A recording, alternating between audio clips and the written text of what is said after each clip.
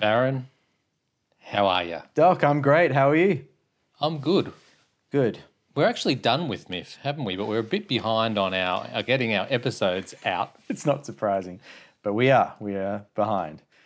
This happens to us every time, honestly. I've enjoyed it. It's been a good MIFF. Yeah, it's been great. So what are we going to talk about today? We are going to talk about, are we talking about Rumours first or Ghost Cat Anzu? We're talking about Rumours first. Okay, great. I'm talking about Rumours first. Great. And then we're going to cut and then we're going to do another ep about Ghost Cat. Good. I'm glad we've got a plan. Hi, welcome to That Reminds Me Of, a podcast about film and the films that remind us of that film. You're here with Baron and the Doc. Do we need another drink? Yes, we do. Yeah. Okay, so I saw Rumours. You didn't. No. So this is all on me. This is a me episode. Yep. And maybe we should just refresh. Well, I'll refresh you about what the synopsis was. Please do, because I can't really remember. I know we went through the thing at the program at the beginning. We talked about Rumours as one of the films we might see. So please tell me all about it. It's the one that has Alicia Vikander in it, and that's why. Oh, that's why you were keen to see it. Oh man! All right. Well, as often happens with MIFF, these films often come back around. They have a cinema release, so I can only hope.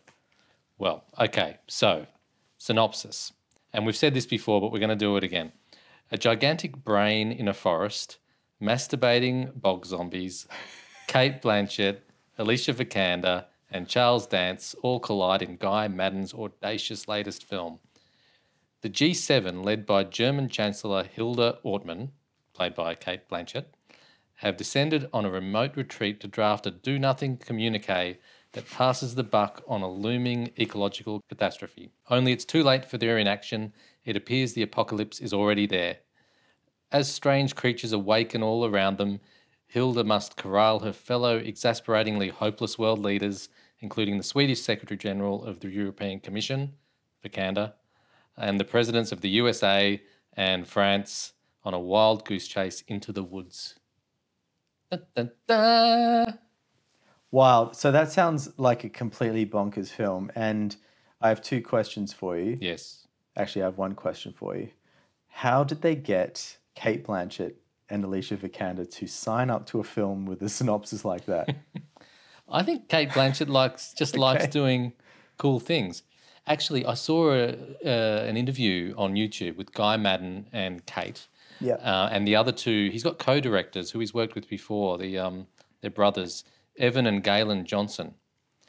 And they all worked together on a film called The Green Fog. Have you heard of that? No. I looked it up before and I've seen it and I hadn't remembered it. It's a remake, kind of Vertigo. Oh, wow. But with scenes and frames and shots from old films. So it's a bit like that one from MIFF last year. Yeah. What was it called? Something about Dankness. The Dankness? Yeah, Hello Dankness. Hello Dankness, yes. Yes. And I remember when we were talking about Hello Dankness. Yeah. Well, maybe we didn't even talk about it. I can't remember. But I wanted to mention The Green Fog. No way. And because I remembered the film so clearly, but I couldn't remember what it was called. And now it's all coming full circle. That's full circle MIFF. Full circle MIFF. It was Guy Maddin. So wow, okay. That's just cemented that he's a really creative dude. I was going to say weirdo, but okay, good. Weirdo, yes. But I think Cate, our Cate, yep, liked Green Fog and sort of connected with him over that, perhaps. Okay, so the only question now that matters to me is, did you like it? Yes. You like this film? Yeah. Look. That's not a wholehearted yes, but it's a yes. Okay. It's a strong yes. All right, tell me about it. Why did you like it? Well, like a lot of the MIFF films this year, it has a go. It puts a premise forward. It is crazy. It's not afraid to do silly things or jump the shark, but it just keeps on pushing through and is a minor triumph. Yeah, I like a film that has a go. Has a go. I like a big swing. I like a film that takes a little bit of a leap. Yeah. You know, whether it works or not, but as long as, you know, it's a sincere crack at something unusual, I'm almost always for that. Do you feel like it pulls it off? Well, it's a great premise. You've got the G7 leaders What's a bog zombie though? Well, I think that's just a bit of clickbait, frankly. Okay, good. Like it does. There are bog zombies, whatever they are, and they are getting a bit sexy, but Sexy bog zombies. sexy bog zombies. Great. And there's a giant brain, and it's all a bit silly. Yeah. They're not the important things. Just the fact that you've got all these leaders meeting and going on this wild adventure. Yeah, cool. It's pretty crazy. Okay, and what did it remind you of, other than the green fog? It reminded me of a couple of films. One I've probably mentioned 100 times before, but I like it, so I'm gonna. And it's The Exterminating Angel by Luis Bunuel. Yep. I have mentioned it before, haven't I?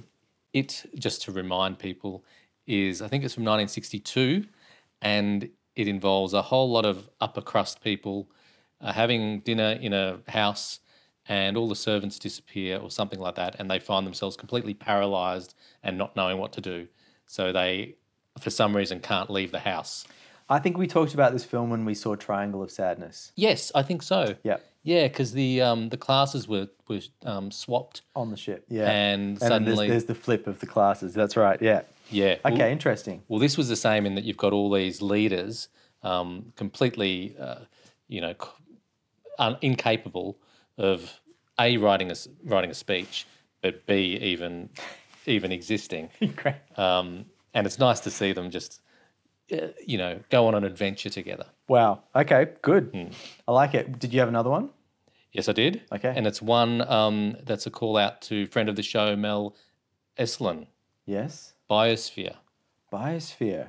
Remember good old Biosphere? Yeah, absolutely. So 2 leaders at the end of the world, one's the president, one's his advisor, Yeah. trapped in a biosphere that they set up for themselves knowing the apocalypse was coming, and they are completely useless. Yes. Yeah. Great. Is Yeah. it something similar here? Well, it's the same. It's world leaders. The rest of the world has vanished. They're seemingly the last ones left amidst a apocalyptic situation. That's it, really. That's But a nutshell. Just wanted to shout out to Mel, really. Love Hey, it. Mel. And Mel. Yes. Awesome. Love you. Yeah. Great. So sorry our episode had bad audio. Yeah. Well, again, no surprise. Yeah. Shit happens.